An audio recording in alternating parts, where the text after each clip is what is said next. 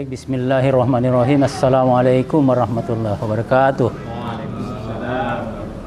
Alhamdulillah, puji syukur mari kita panjatkan kehadirat Allah Subhanahu wa taala. Karena rahmat, taufik, hidayah dan hinayahnya bisa kita hadir di masjid ini guna melakukan kajian Al-Quran. Mari kita kirimkan salam atas junjungan Nabi kita, Nabi besar Muhammad sallallahu alaihi wasallam. Allahumma shalli ala Muhammad. Saudara warganet dan pemirsa dimanapun berada, kembali kita di kajian Al-Quran secara tafsiriyah.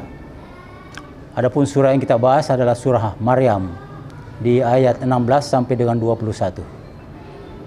Sebagaimana biasa kita baca dulu ayatnya sebelum kita kaji secara tafsiriyah, dan kami berharap agar teman-teman bisa memberi tafsir atas ayat-ayat yang kita bahas ini dikaitkan dengan kehidupan kita saat ini. A'udzu billahi minasyaitonir rajim.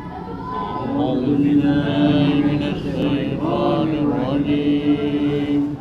Bismillahirrahmanirrahim. Bismillahirrahmanirrahim. Wadhkur fil kitabi Maryam. واذكر في الكتاب مريم إذ انتبذت من أهلها مكانا شرقيا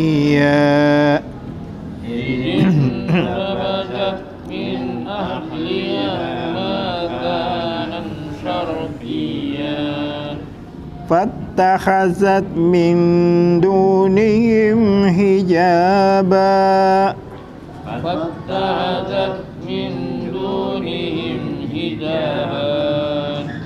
فأرسلنا إليها روحنا فتمثل لها بشرا سويا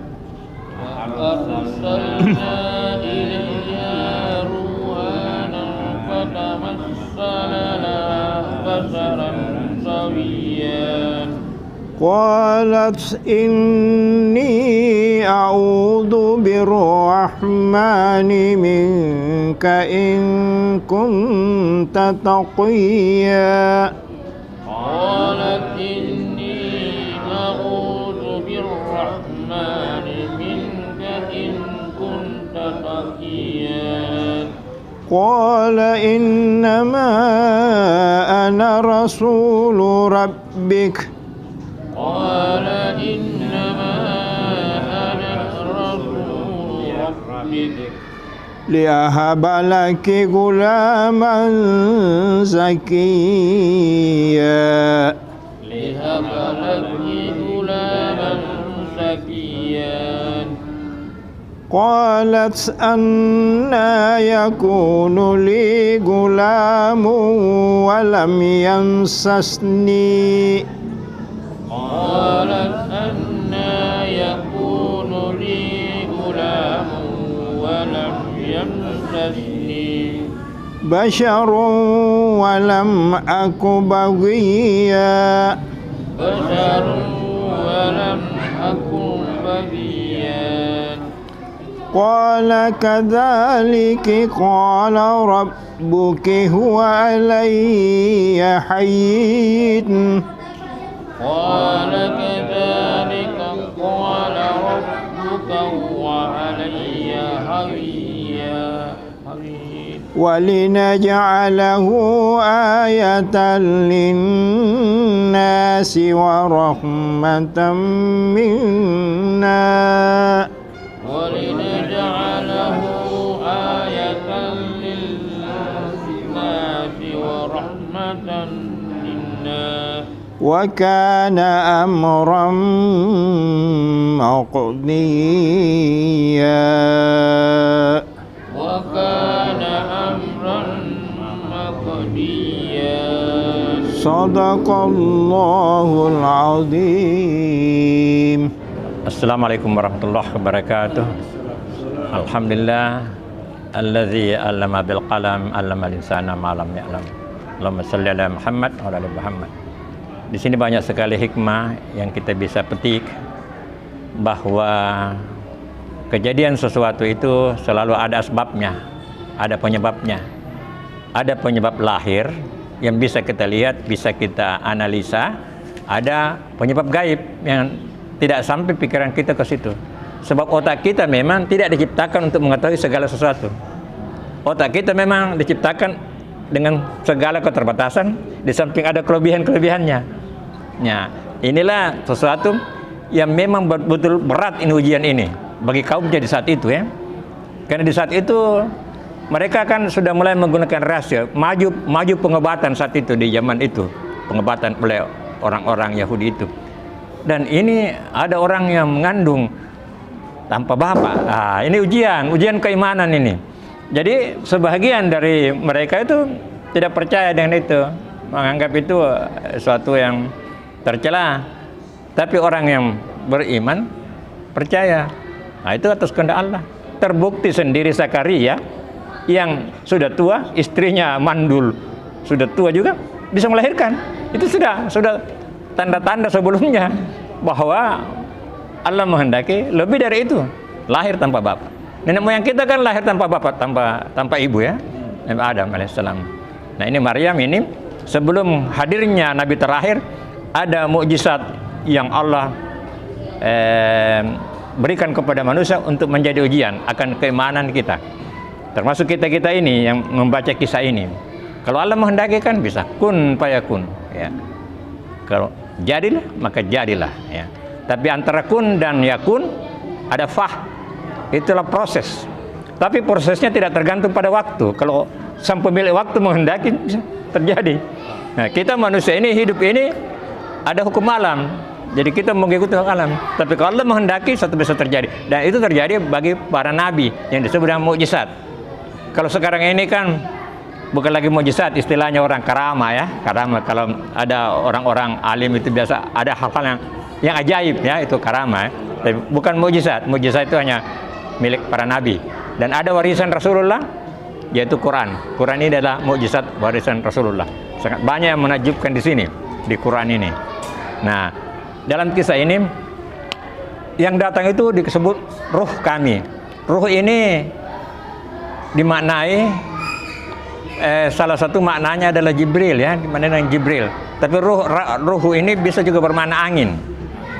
Jadi ini kehadiran malaikat Jibril ini di hadapan, sebenarnya malaikat itu tanpa fisik itu, makanya dia tidak makan ya. Untuk datang ke Nabi Ibrahim tidak makan.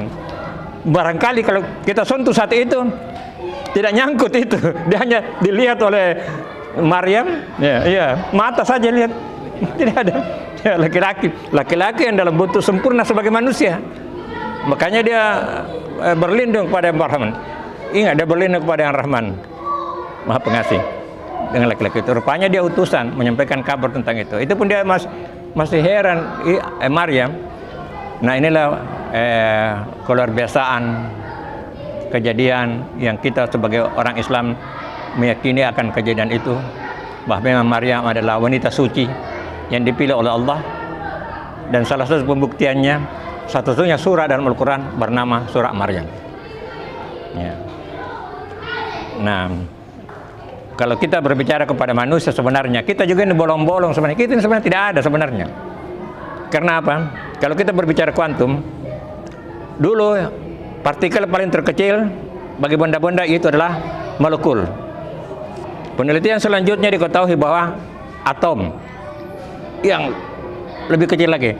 Penelitian selanjutnya dengan peralatan mikroskop, alat canggih, diketahui bahwa ada bagian terkecil itu nuklis, inti atom.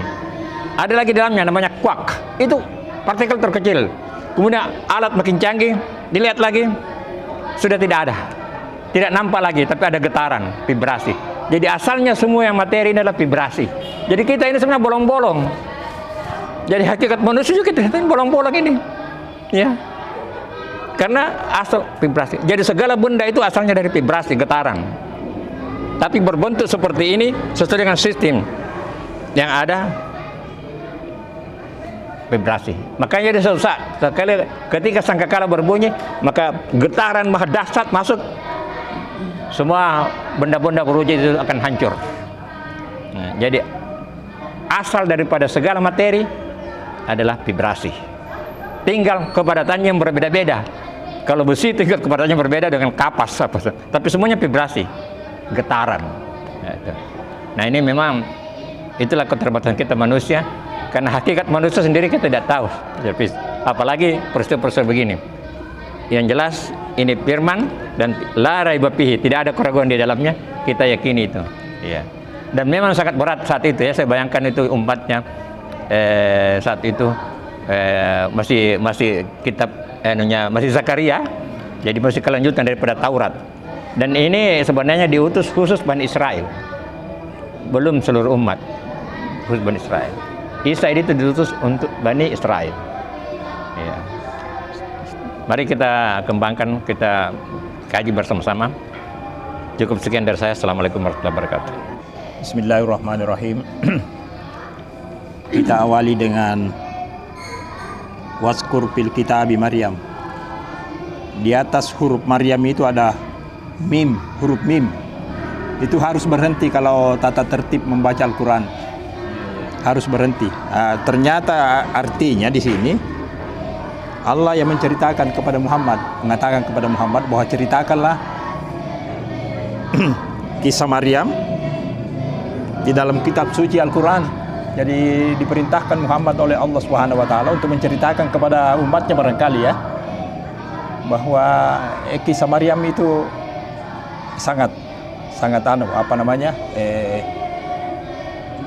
khusus ya, luar biasa, sangat luar biasa. Itu anunya, penulisannya Al-Quran ini luar biasa ini Maryam. Lalu kemudian dia terus kaget ya waktu masih di dalam tirai ya. Terus ada seorang laki-laki yang datang, ternyata itu adalah Jibril, memberitahu bahwa akan lahir seorang laki-laki. Ini suatu tanda bahwa Maryam ini adalah manusia yang khusus, memang khusus. Mungkin seperti Nabi Adam di kemudian waktu yang lalu ya. Nabi Adam itu dengan Hawa kan tidak ada anunya, tidak ada orang tuanya, langsung diciptakan oleh Allah dari tanah yang hitam katanya. Ya, barangkali itu yang bisa saya sampaikan untuk sementara. Terima kasih. Assalamualaikum warahmatullahi wabarakatuh. Bismillahirrahmanirrahim. Assalamualaikum warahmatullahi wabarakatuh. Iya, jadi saya mau tanyakan Pak, yang ayat 17 dengan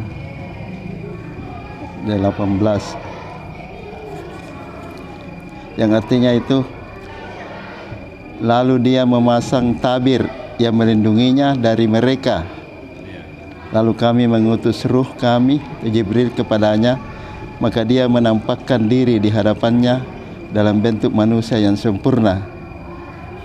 Kemudian dia Maryam berkata, sungguh aku berlindung kepada Rabb yang Maha Pengasih terhadapmu, jika engkau orang yang bertakwa.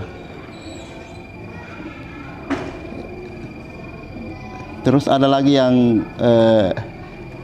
kami yang 20 itu, dia mengatakan, Maryam berkata, bagaimana mungkin aku mempunyai anak laki-laki, padahal tidak pernah ada orang laki-laki yang menyentuhku, dan aku bukan seorang pesina.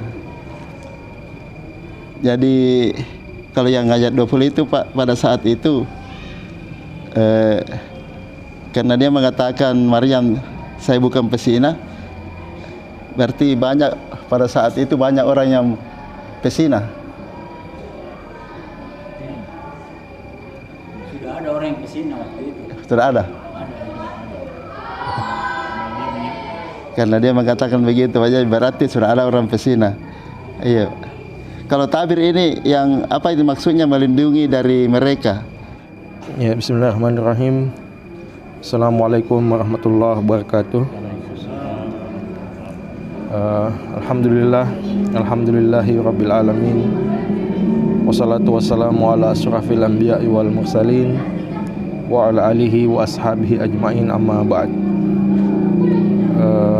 Terima kasih atas kesempatan yang diberikan. Tentang surah Maryam ini Yang saya ingin tanyakan yaitu yang pertama ayat ke-16. Pak Ustadz, di situ sampaikan bahwa Maryam ini mengasingkan diri. Mengasingkan diri. Jadi apakah, dan memang juga di dalam hadis, di dalam riwayat bahwa Rasulullah SAW juga itu mengasingkan diri. Ada riwayat mengatakan beliau mengasingkan diri, dan juga nabi-nabi lain juga ada riwayat bahwa seperti Nabi Musa ya, mengasingkan diri dari umatnya. Jadi apakah memang ini bisa dikatakan menjadi syariat agama bahwa kita dianjurkan juga mengasingkan diri, ataukah hanya disyariatkan kepada nabi-nabi seperti itu, ataukah memang karena kan kalau rukun Islam, rukun iman kan tidak ada ini, mengasingkan diri ini kan tidak ada.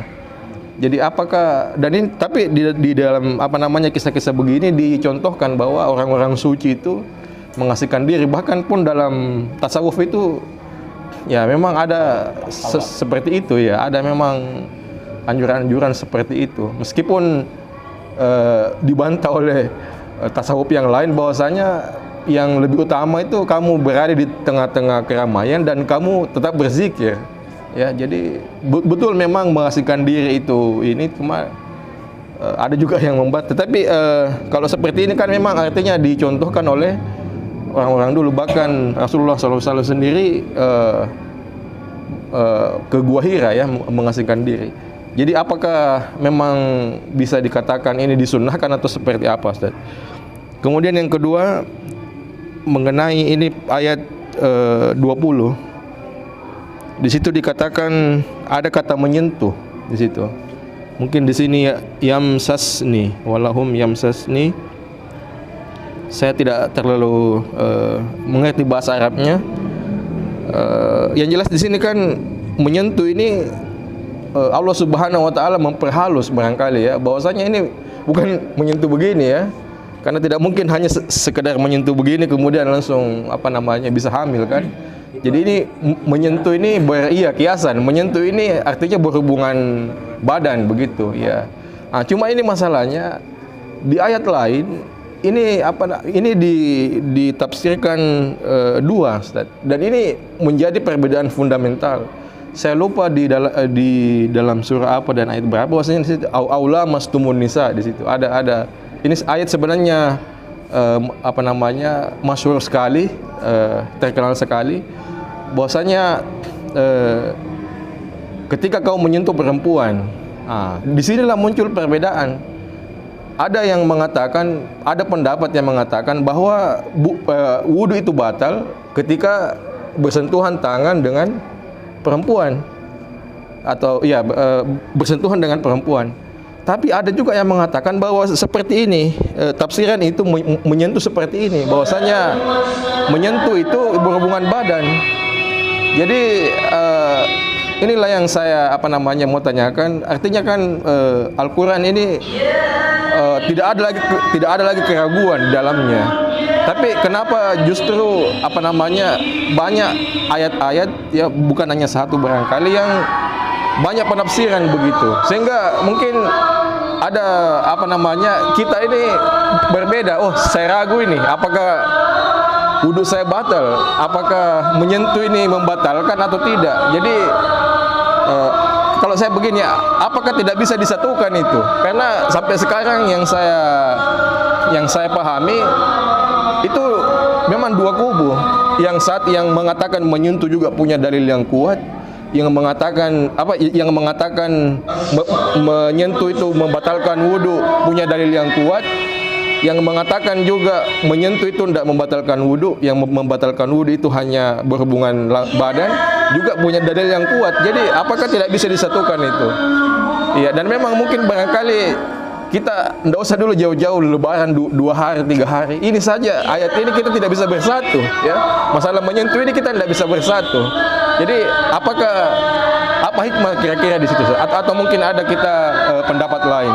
Iya. Assalamualaikum warahmatullahi wabarakatuh. Ya, jadi saya jawab dulu pertanyaan Pak Amen. Jadi dalam rumah ibadah Yahudi itu ada ruang-ruang tempat munajat, tempat berkhidmat, tempat berzikir ya. Nah, Maryam itu memasuki sudut yang di sebelah timur. Ya. Di sini dikatakan dia memisahkan ya. Apakah ada pintu atau bisa juga tirai? Yang jelas dia terpisah dengan jemaah yang datang saat itu. Jadi dia bersunyi untuk dia berzikir atau juga berdoa. Dalam hal ini artinya dia berkhidmat menyendiri, karena kalau dia luar mungkin tidak bisa konsentrasi, jadi itu dia pilih. Ya itu. Nah, kemudian dia katakan bahwa dia bukan laki-laki pezinah ya. Tentu saja pada saat itu ya mungkin ada pezinah, tapi dia tidak menyatakan bahwa dia tidak termasuk itu. Ya, dia katakan bagaimana aku bisa punya anak sementara aku tidak pernah disentuh. Nah, di sini maksudnya Maryam memang menyentuh. Ya, belum sampai ke sana. Tidak ada laki-laki yang menyentuhku, ya. Nah, itu sudah dipahami bahwa jangankan ke sana, menyentuh pun tidak. Jadi dia tidak pernah berhubungan dengan laki-laki dalam artian itu. Ya itu sudah kata-katanya Maryam begitu. Tak ada laki-laki yang menyentuhku. Jadi dia memang begitu, di mana menyentuh. Iya. Dia pernah, bagaimana aku bisa punya. Nah, terus berkaitan dengan bersunyi, memang Rasulullah itu bersunyi di Gua Hira. Banyak Nabi Musa juga dia di 40 hari itu ya bersunyi. Tapi itu proses untuk mematangkan mentalnya, fisiknya, keimanannya. Tapi habis itu kan Rasulullah tidak pernah lagi ke Gua Hira, tidak lagi tuh, tidak bersunyi, tapi dia berdakwah. Jadi bersunyi itu merupakan suatu proses untuk pensucian diri. Kenapa? Karena kalau kita berhubungan dengan manusia selalu, itu tidak akan konsentrasi penuh, jadi perlu kita bersunyi-sunyi. Dalam Islam kan diajarkan itu namanya itikaf. Itu kan bersunyi, melepaskan diri dari kegiatan.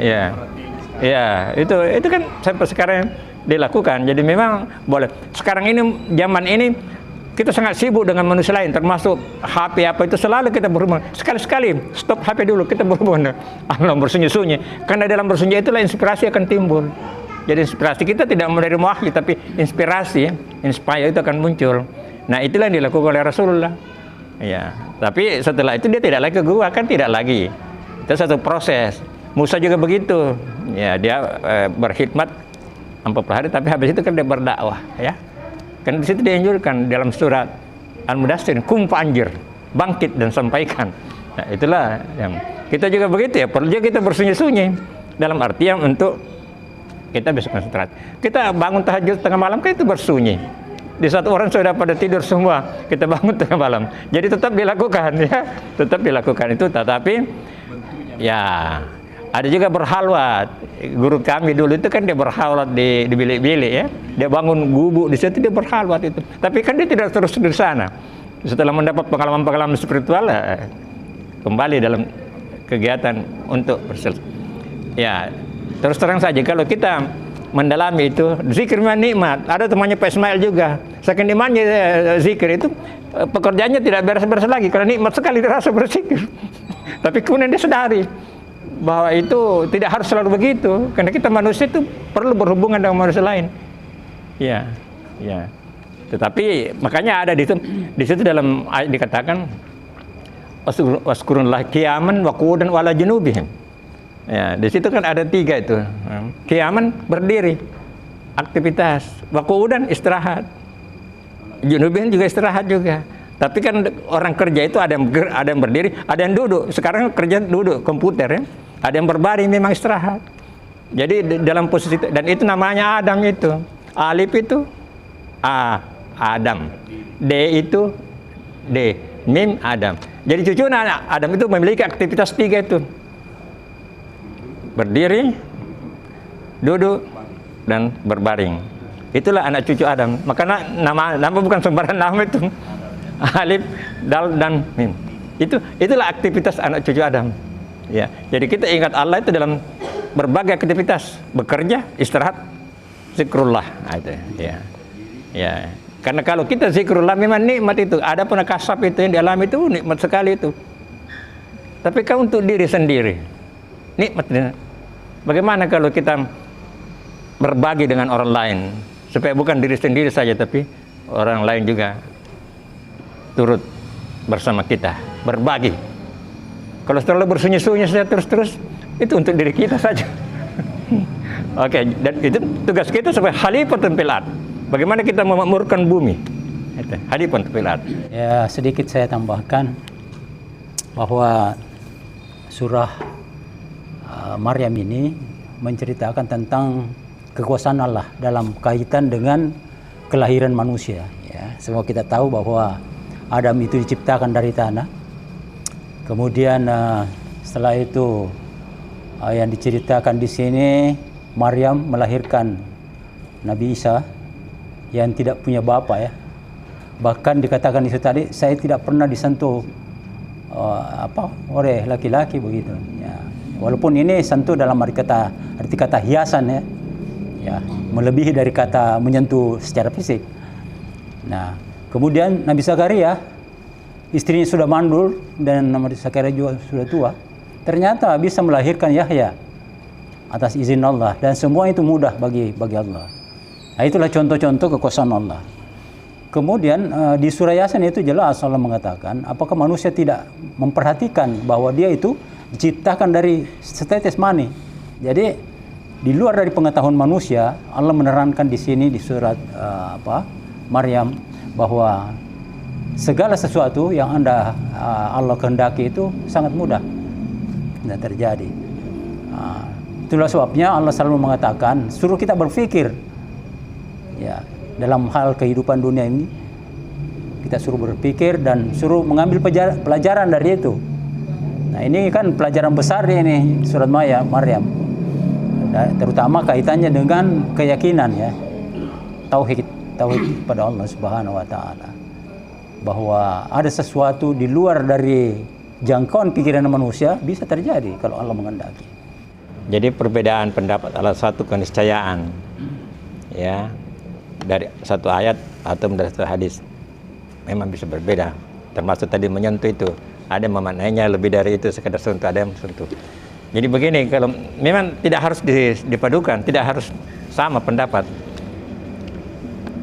Itu saya ingat pesannya Pak Fuad, kalau kita punya pendapat sama dengan pendapat dia berarti tidak ada kemajuan, kan sama saja tuh. Akan ada kemajuan kalau berbeda pendapat, berarti ada pandangan lain. Ya. Ada pandangan lain dari sini. Jadi tidak harus disatukan memang. Bahkan ada istilah rangkul perbedaan. Ya. Karena saudara kita melihatnya dari sisi yang berbeda, kita berarti pengetahuan kita bertambah. Ya. Jadi dari situ memang perbedaan akan selalu ada, dan nanti kelak Allah akan menjelaskan semuanya. Ya. Suatu saat setelah dia lahir. Dan kalau dalam ijtihad berkaitan dengan bukan yang prinsip, kalau kita salah dapat satu, kalau benar dapat dua. Gitu.